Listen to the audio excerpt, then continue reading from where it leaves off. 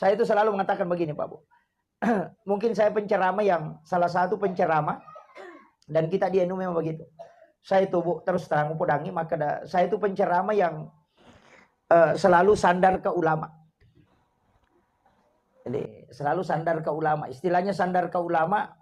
Saya itu kadang kalau misalnya saya di wilayah baru, pasti saya bertawassul ke Guru Teki Hajatur Rahman Abu Dalil. Kalau saya di wilayah Sengkang, pasti pertama itu saya bertawassul dengan Guru Teki Haji Asad. Kalau di Belawa itu Guru Teki Malik. Di wilayah seperti ini, saya itu pasti bertawassul ke ulama. Kenapa? Karena dia adalah wali yang tidak mati di sisi Allah.